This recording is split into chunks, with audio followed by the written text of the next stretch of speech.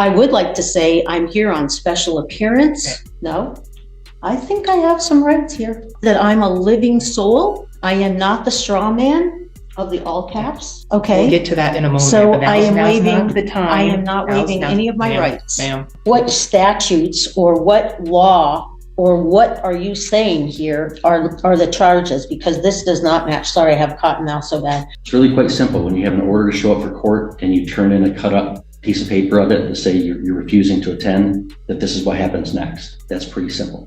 Oh, did that offend you? Excuse me. I probably have more degrees than you do.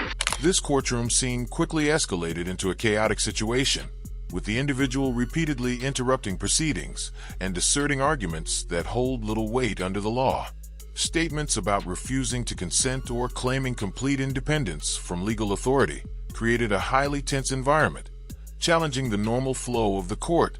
The judge, maintaining a measured approach, allowed the statements to continue without immediate interruption, likely balancing the need for order with the requirement to document the proceedings thoroughly. While some viewers might see this as leniency, it reflects a deliberate strategy often used in complex or unpredictable hearings. As the situation unfolds, it raises important questions about courtroom management and how self-representation can affect both the pace and tone of legal proceedings. Observers can watch the developments and consider how the judge navigates this challenging scenario while maintaining fairness and control.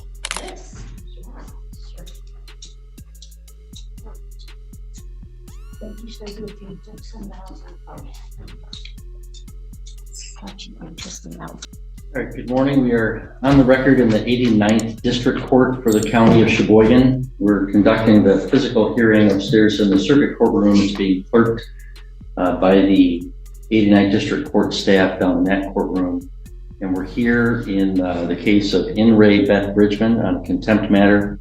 It was filed in an underlying criminal case 23-0868SD. We are providing public access both in the courtroom, in the circuit courtroom, and also online. Counsel, you want to state your appearances, please? Good morning, Your Honor. Paige Miller on behalf of the people. Attorney Eric Villanueva appearing as a arraignment attorney on behalf of Beth Bridgman. Right, good morning, Also, I will represent myself. Yes, Okay. we'll get to that. I would like to say I'm here on special appearance. No, I think I have some rights here. I don't know. What does special appearance mean to you? It means in a common law that I'm a living soul.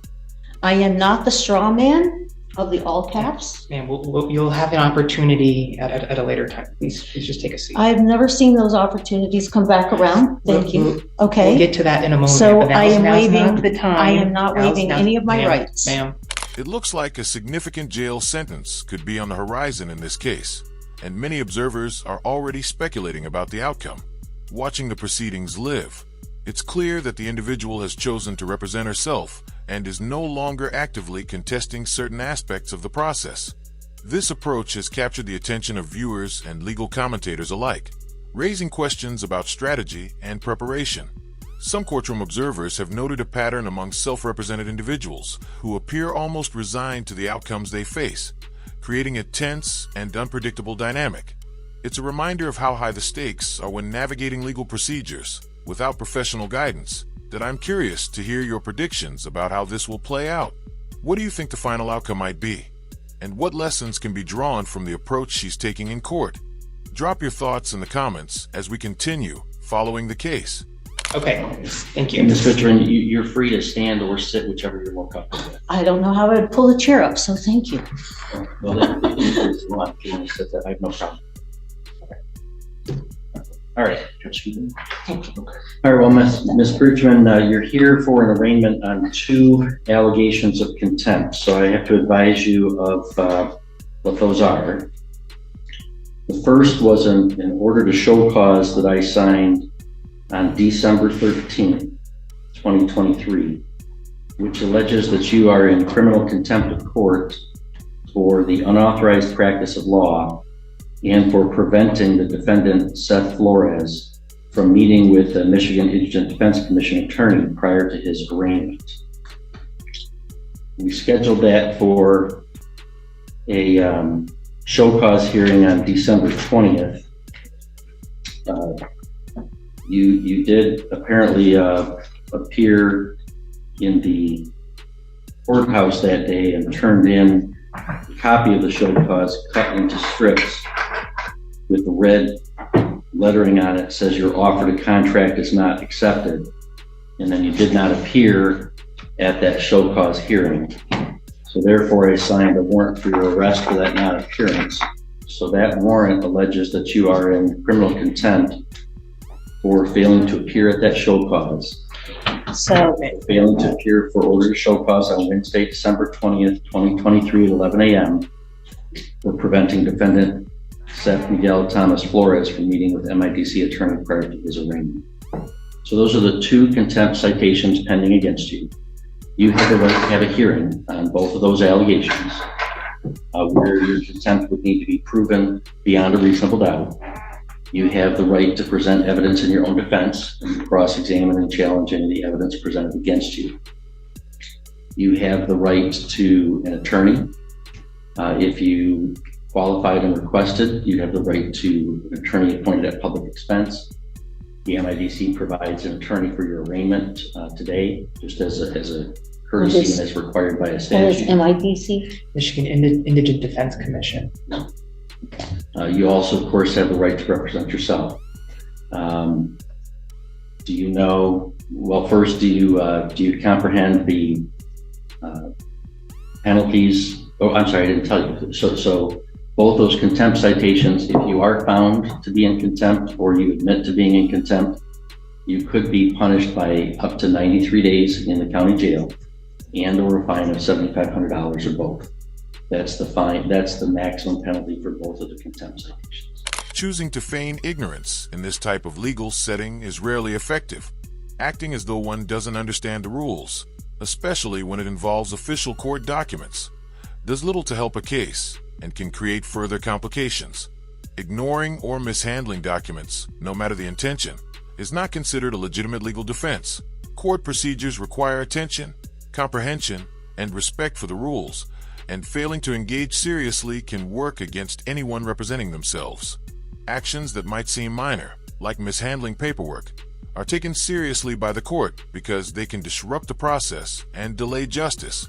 This serves as a reminder that self-representation carries significant responsibility.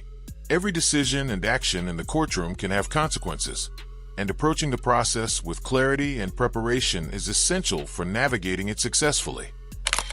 Ms. Bridgman, do you comprehend the rights that you have that I outlined for you and the maximum penalties I outlined for you? I think that I would like to wait. I have a call in to the state trooper that your office or the prosecutor's office called to investigate something with me. And I was on the phone with her and told her I had received the show cause, and she said, he can't serve a show cause. I shot over a copy of it. He can't serve a show cause because you're not under bond. This is from the state attorney general's office. I was still on the phone with her. I had filed the paperwork at 9 o'clock. She called me at approximately 10 o'clock. I was still on the phone with her till after 11 o'clock. And she told me that you could not issue a show cause because I was not under bond. Now I understand you have just precluded all of my common law rights by forcing me in the back door into your jurisdiction on this side of the court. And I know that this is not what was on the original document in its entirety. So you have amped up the charges based on the fact that I failed to appear, but I believed she was going to let you know. She was collecting information from me for you. It's evident that this courtroom situation has become unusually challenging for everyone involved. The individual repeatedly interrupts the judge, making it difficult to maintain the normal flow of proceedings. At times, it feels as though she is attempting to control the conversation rather than responding to questions or following the court's guidance. This behavior creates delays and adds complexity to what should be a straightforward legal process. Judges must navigate these moments carefully, balancing the need to keep order with ensuring that all parties have their rights respected. Even small disruptions can slow the process, making it more difficult for the court to move forward efficiently. Situations like this highlight how crucial courtroom procedure and respect for authority are in maintaining an organized and fair legal process. It's a reminder that participating responsibly in court isn't just about defending oneself. It's about ensuring that justice can be administered without unnecessary complications. Ma'am, Okay, now, did you just understand what the judge asked you regarding those two charges? Did you just understand that I think there's a bigger overriding issue? But, Thank you. Wait, hang on.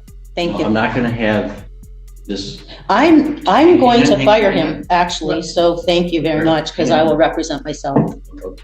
so you're telling me things in defense of the contempt citations, and you'll definitely have an opportunity to present any of No, that. because you already, Hang on, Mr. Villanueva, please stop. I don't want to have this be an argument between Thank you you. and Ms. Bridges. I guess I just like to, state that well, I think we need to back it she's up. pleading not guilty to both of those, and that she would like to request a hearing, that she would like to represent herself at that future Okay. hearing. All right. No, Your but Honor, I all just of my want to- rights were strongly impinged upon for, even when I never failed to appear. Okay. We're gonna have a hearing where you. She can was present that. working, Okay, you're gonna get your Mr. hearing. Villanueva, No, I'm this directing you to is- stop thank you. arguing with Ms. Bridges. Okay, I mean, it's a pretty serious thing to have to spend the night in jail, to be brought in handcuffs and everything else. When I was not being belligerent in that regard, she told me that it was not an authorized show cause. All right, if she told you that, she didn't have the authority to do so. But anyway, that's for the later hearing. So Well, she today's was purpose is investigating. to- Okay. Today's purpose is to advise you of the two contempt citations. So do you comprehend the maximum penalty that those could carry and the rights that you have that I outlined for you? Now, can I ask, what statutes or what law or what are you saying here are the charges? Because this does not match, sorry, I have cotton mouth so bad. This does not match what the previous document was that you sent to me. And I have a picture of it on my phone, but my phone's not with me. Okay? I've It told does you- not say, I've told you the charges. I don't have to answer further questions about that from you. Do you understand the rights that I listed for you and the penalties? why have they changed, I'm Judge not Becker? answering that question. Can the prosecutor? No, Why? I need an answer to my question. Do you understand that? So you said you want to represent yourself, right? Do you wish to represent yourself and not have an attorney represent you? Yes, I Okay. do. If you want to do that, I must establish that you know what the penalties are and what your rights are. And I have to establish that you're not going to be disruptive to the court. If you refuse, So are those, then I'm going to appoint I'm not an attorney for refusing. you. Okay, then I would appoint an attorney for you and you'd not be able to represent yourself. I know, I listened to that with Trevor's case. All right, so Okay. I'm asking you, and you saw what How happened, can I Ms. Bridgman? Watching this, it's hard not to wonder how much patience the judge has to maintain in the face of repeated interruptions and misunderstandings. Some might feel the situation has stretched on longer than necessary, testing the limits of courtroom patience. The challenge for any judge is balancing firmness with fairness, making sure the proceedings stay on track, while still respecting the rights of everyone involved at the same time. It's clear that managing these kinds of courtroom dynamics requires a steady hand and careful judgment.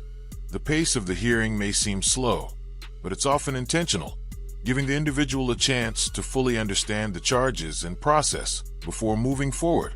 I'd be interested to hear your take on this. How do you think the judge should handle moments like these? And where's the line between patience and decisiveness in court? It's a fascinating example of how complex courtroom management can really be. So I first have to make sure you know what the maximum penalties are and what your rights are. Do you not? Those maximal penalties are based on the charges, and I'm wondering how you arrived at a change in the charges. I'm not answering that question. You know that you could face up to 93 days in jail and over a $7,500 fine. You understand that. Up to that. Okay, but I don't even understand what the charges are. Okay. And do you have any questions for me about any of the rights that I listed that you have to have an attorney and have a hearing and present evidence? Do you have any questions about any of those rights? I have a whole question about the whole context of everything today, Judge Gothier. It's really quite simple. When you have an order to show up for court and you turn in a cut up piece of paper of it to say you're refusing to attend, that this is what happens next. That's pretty simple. Oh, did that offend you? No, it did not offend me. It was a contempt of court. It's a It's common law not about thing. anybody's personal feelings. It's about the authority of the court to compel appearances. You did not appear. So I do believe, based upon your answers, that you do understand the maximum penalties that you face and the rights that you have. So, Ms. Bridgman, Mr. Villanueva indicated that you wish to plead not guilty to those charges of contempt. I gather from your comments that you would agree that you're not pleading guilty to those, correct? Okay. All right, so we'll enter a not guilty plea on your behalf to both contempt citations. We'll schedule this for a hearing where the prosecutor will present evidence, and you can present evidence in your defense. If you want to have an officer come testify on your behalf, you can certainly do so. I would like to request a trial by jury. There is no right to trial by jury in a contempt matter. So Oh. that request would be denied. Okay, so then there's no chance to understand what you're charging me with prior to this hearing. I've told you what you charged. I can read it again if you want. At this point, it seems she's highlighting her qualifications as if to strengthen her position, but it raises questions about how well that preparation actually applies in a courtroom setting. Claiming multiple credentials does not automatically translate into understanding complex legal procedures or navigating the realities of a trial. Meanwhile, her attorney's role becomes even more critical, ensuring that she fully understands the process and doesn't inadvertently make errors that could harm her case. Legal proceedings can be overwhelming for anyone, and having proper guidance helps prevent missteps that might otherwise create serious consequences. This situation illustrates the gap that sometimes exists between personal confidence and practical legal knowledge, and it underscores the importance of professional support when facing formal court procedures. I don't see where there's a code or a statute or any law that I have actually violated here. Well, that's not required to be on a contempt citation. I've told you what the allegations are. If you want me to read them to you again, I will. I'm not Okay, gonna argue with you about what they and are. the contempt charges that you're saying have changed from the first time. No, there are two. One is the contempt for unauthorized practice of law and preventing Mr. Flores from meeting with his MIDC attorney prior to his arraignment. The second one is for failing to appear for the show cause hearing on that contempt. So I only show one now. What is Okay. what one you have? And this is preventing, and how did you arrive at this at a later date than to issue a bench warrant? Mr. Villanueva? There's two items check marked here. This is after the fact, so then you added a different charge than the previous one about the same date. Ma'am, he read two charges. There's two charges marked here. Excuse me. I probably have more degrees than you do. In this situation, her understanding of the rules is simply incorrect. She argued that the show cause order doesn't apply to her because she wasn't released on bond, but that's a misunderstanding of how court authority works. A show cause order is issued under the court's power, and it applies to anyone under the court's supervision, regardless of whether they are on bond, bail, or any other release condition. Being off bond does not remove the obligation to appear when the court issues an order. Every individual subject to a court's jurisdiction must comply, and failing to do so can lead to serious consequences. It's a fundamental part of the legal process and not particularly complicated. If the court tells you to appear, you are required to show up. No exceptions based on release status. This is an important distinction, as it underscores how critical it is to understand the responsibilities that come with any court proceeding. Misinterpreting these rules can create avoidable complications and make an already complex situation much more challenging. All right. Okay, All right. now- I'm going to find that, Please, Judge Gothier. sure, go ahead. Thank you. Okay. So the first one was that I was practicing law. That was the first one. That's the show cause that you say I failed to appear for. No, it was contempt for unauthorized practice of law and preventing Defendant Flores from meeting with MIDC attorney prior to his arraignment. That was on the original. No, I have a picture of the original one. This is why I'm not sure. Do you have a copy of that show cause in front of you right now or no? This one, Would you like to see what she has But- here? I just, so you okay, don't. so how do I defend? Hang on. If you do not have in front of you right now a copy of the first show cause, I'm happy to provide a copy to you. So how did you arrive at a second show cause? Because you didn't show up. The second show cause is for failing to show. But I wasn't on bond. So both show causes are not in effect because I'm not on bond. She seems to be handling the court documents with a level of distraction that's hard to miss, almost as if she isn't fully taking them seriously. Instead of focusing on the content and legal implications, her attention appears divided, and the papers don't seem to hold the weight they normally would in a courtroom setting. This kind of behavior highlights a broader issue. Understanding and respecting official documents is a crucial part of navigating legal proceedings. Every form, notice, or record carries specific information that can affect the outcome of a case, and treating them casually can create significant complications down the line. That it's a striking reminder that, in court, every action matters. Documents aren't just paperwork, they're an integral part of the process, and fully engaging with them is essential for anyone representing themselves. Okay. So I can schedule this for a contempt hearing on Thursday, January 11th at 2 p.m. I think that would be way too soon for me. Thank you. Why is that? I need to get to some of the documentation and follow up with that state trooper, as well as perhaps a few other people, because I'm guessing, am I supposed to just talk to the prosecutor without the other witnesses that I had in my presence at the same time? I could schedule this for the afternoon of Thursday, January 25th, then. That gives you 3 weeks. Thank you. So we'll schedule this for a contempt hearing on both allegations of contempt on Thursday, January 25th at 2 p.m. And do I understand correctly, you do not wish me to appoint an attorney that you want to represent yourself? And then who makes the decision? You make the total decision then? Well, no, first you make the decision whether you want to represent yourself. As long as I'm convinced that you're doing so of your own free choice, that you understand what's going on, and that you're not going to be unduly disruptive, then you'll represent yourself. So what am I allowed to do at the hearing to defend myself appropriately? You're allowed to present legal arguments. You're allowed to present witnesses to testify under oath, yourself or any other witnesses that you bring with you. If you want to subpoena a witness, if you're representing yourself, you can't issue a subpoena without the court's signature. An attorney can issue a subpoena on their own. So If you want to subpoena somebody, what you would do is you'd go to the court clerk, they give you the paperwork, you'd fill out the subpoena, they would give it to me to review, and if it looks like it's reasonably, connected or relevant to the case, I would sign the subpoena, and it would be given back to you for you to serve upon the person to compel their appearance.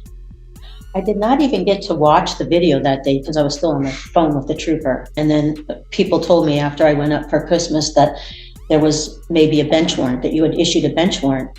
But everybody looked for it online at VineLink and couldn't find any bench warrant.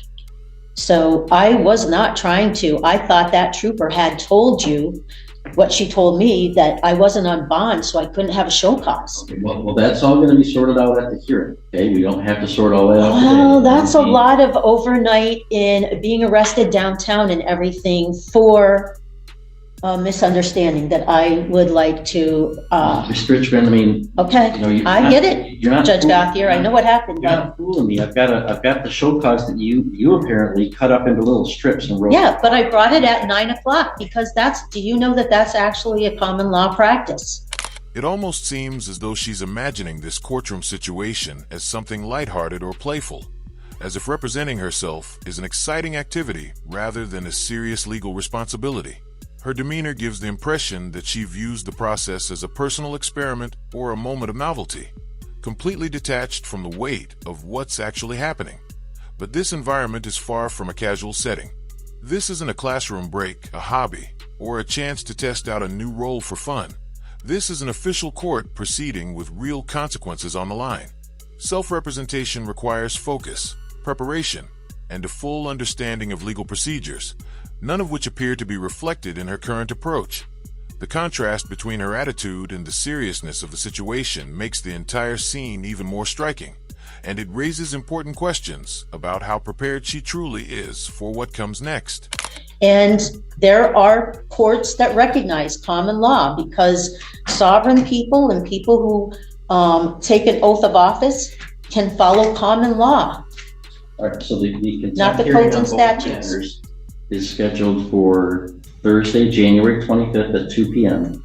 I find that Ms. Bridgman is unequivocally exercising her right to represent herself, that she understands the nature of the charges against her, the maximum penalty, and the rights that she has.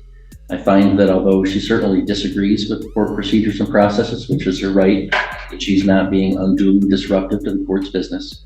So the court's going to recognize Ms. Bridgman's right to represent herself at that hearing. Can I ask one question?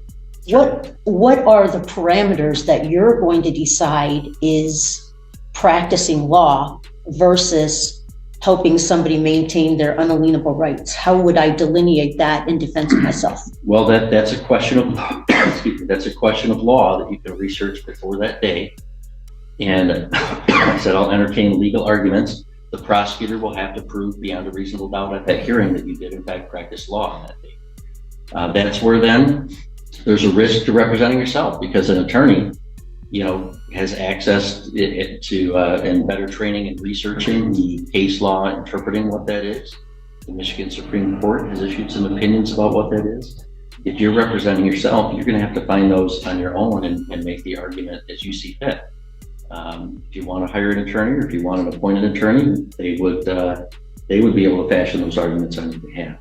But I'm not going to. No, I've been Tell down me that what path those before, and it never turns out the way they first present themselves to you, that they're going to fight the case. It never turns out that way. So I'm fully cognizant and aware of that, but I wanted to see what your standard was going to be. It's going to be what the law requires. But I'm not sure which law you're referring to. So I have to research all the laws to determine what this says that is different than the first show cause. Yep, Ms. Bridgman, if you want to represent yourself, it's a little bit more work. You're going to have to I'm not saying it's not more work. It's also not presented in a way that tells me what I'm really being charged with, or that anybody has any proof of what they said here. So that's what okay. All right, well, that's what we'll All right. sort out those Thank legal you. arguments, and the prosecutor will present witnesses at that hearing, and you can present witnesses. As I said, if you desire the court's help in compelling the appearance of any witness on your behalf, Okay. submit a subpoena to the clerk's office that I would Right. review. It'd be the district court office Okay. that I would review, and I would issue the subpoena if it's. So one of the key laws would be that in the state of Michigan, anybody practicing law should have be a member of the Bar Association. Am I correct? That is correct. Now, Ma'am, you have to figure that out at another time, okay? So now's not time to litigate this case. Yeah, so I have arranged I on the get it, charges. but to set the- I Right. appreciate that this is very big in scope, and Michigan statutes and codes, as he says, he's compelled to follow or must obey the dictates. Okay, I'm very well versed in enough constitutional things, so I have to know what the perception is there. It's becoming increasingly difficult to tell whether this individual is intentionally using a courtroom strategy, or if she genuinely misunderstands what is happening around her. What stands out is that this appearance is not her main hearing, and several people in the courtroom have already clarified that for her. There is no final judgment being issued today, yet she reacts as if a full sentencing is moments away, in reality. This part of the process is simply meant to outline the charges and make sure she comprehends the situation before moving forward. It's essentially the introductory stage of the legal process, not the point where major decisions are made. Her responses, however, suggest she believes the stakes are far higher at this moment than they actually are. I'm curious to hear your interpretation of her behavior. Do you think this is a deliberate tactic, or does it seem like genuine confusion about how court proceedings work? Feel free to share your thoughts, as this case continues to raise interesting questions about courtroom awareness and personal strategy. So, thank you. I appreciate And Ms. any Bridgman, clarification. I do have to follow what the any any decisions of the Michigan Supreme Court are binding law on the lower courts. There are constitutional system in Michigan. Also, any statutes that were passed by the legislature and signed by the governor are laws that this court and all citizens of the state of Michigan have to follow. So the procedure that was followed here, I could still take up in another manner, correct? I'm not sure what you mean by another manner. At the hearing, you can challenge the procedure. I was talking to your investigator. She knew what time I had a court date. Yes, absolutely. If you want to present that person to come testify about that. She's not going to come testify, I'm sure. She's downstate. She might write something. Well, that's up to you, what you want to present. If you're going to Okay. represent yourself, you have to decide how you want to present your case. But I've given you the extra time you've asked for. So this is a major judicial review, okay, to decide if anything in our Bill of Rights actually applies to the Michigan code and statutes. You have all the rights in the Bill of Rights. I recognize all those constitutional rights. Of course. And most of what I talk about actually falls under common law because it's common that anyone could understand it. All right. That's so why it's called common. You set the hearing date. Okay. We'll arraign you on the charges. I'm going to recognize that you are exercising your right to represent yourself and discharge Mr. Villanueva from any further responsibility in the matter. The only other question I have to decide is whether you should be released on your own recognizance, or whether you should be required to post a bond before the next hearing. All right, Ms. Bridgman, anything you want to tell me with regard to whether I should allow you to be released on your own recognizance before that hearing, or whether... I showed up at 9 a.m., Your Honor, and anybody could have called me if they didn't understand that. I filed a similar document in Mackinac County and they accepted it. Common law is a very acceptable kind of a standard if you know it and you know what you're doing.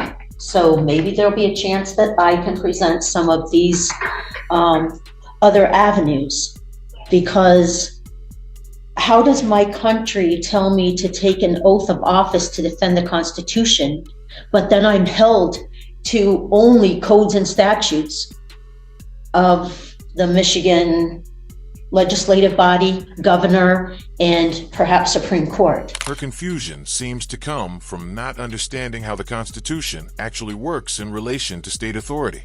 The Constitution specifically grants states the ability to create their own laws and legal systems, which is why places like Michigan operate under their own codes, statutes, and procedures. These state-level rules form the framework that courts and residents must follow in everyday legal matters that in simple terms. The Constitution lays out the broad foundation for the entire country, but the states handle the practical, day-to-day structure, everything from courtroom processes to criminal charges. So when Michigan applies its own laws, it isn't dismissing the Constitution at all. It's carrying out its responsibilities exactly as the Constitution intended, just on a more detailed and localized level. This is a core part of how the American legal system functions. Federal principles guide the big picture, while states manage the specifics that keep their communities running smoothly. That's the overarching question here, I think. And I think a lot of people Well, I can struggle with recommend a that. Schoolhouse Rock video to you about how a bill becomes law, and the laws. Oh, I know how it happens. Your Honor, I also know we don't have a lot of Your Honor. judicial review. So, Your Honor, part as of the bond the- question, any input, Mr. Villanueva? Yes, I guess I know you just released me as the attorney of record, but I guess in support of the bond on her behalf. Yes, go ahead. Yeah, so I like to advise the court that Ms. Bridgman is a resident of the city of Sheboygan.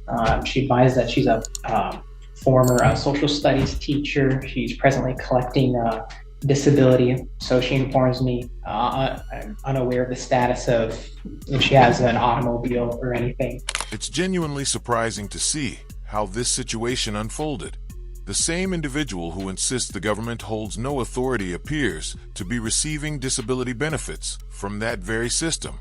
The contrast between rejecting the institution and relying on its financial support is striking and raises some serious questions about consistency. That it's a scenario that almost feels unbelievable, yet here it is unfolding in real time.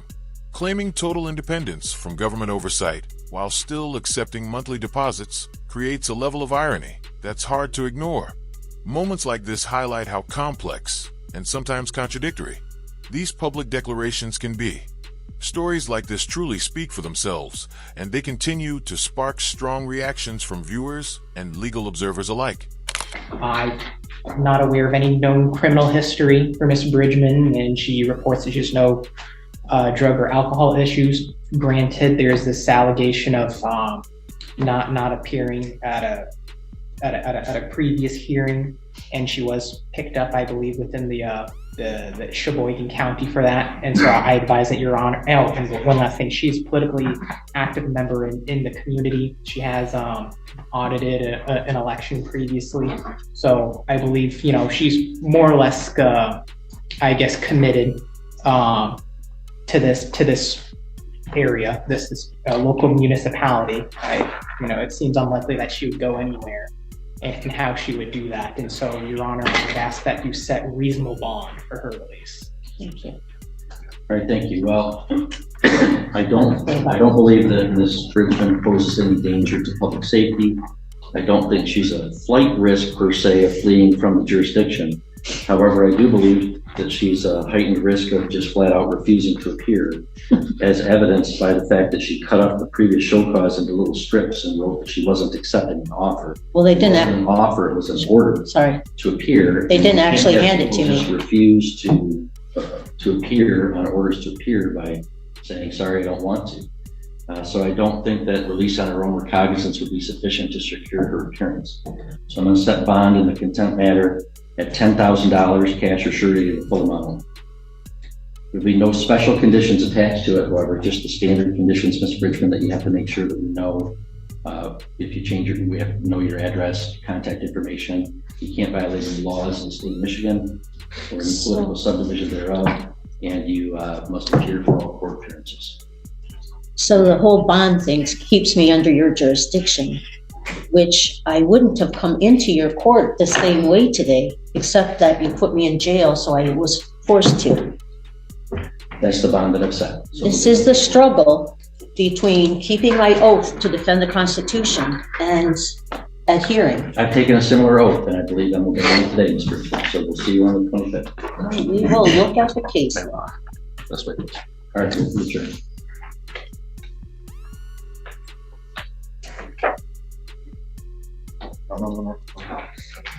That's right. I know.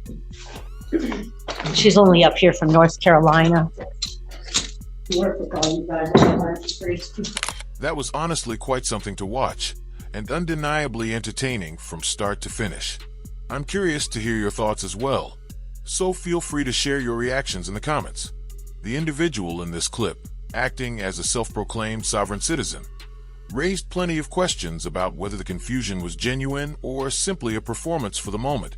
From my point of view, it even seemed like the judge could have taken a firmer approach, although he may have chosen to maintain a steady tone for the official record. Judges often have to balance patience with authority, and this situation really highlighted that challenge. It's fascinating how some people believe that loudly citing the Constitution somehow places them outside the reach of state laws, even though the Constitution itself empowers states to create and enforce those very rules. But like I mentioned earlier, I'd appreciate hearing your interpretations of what happened here.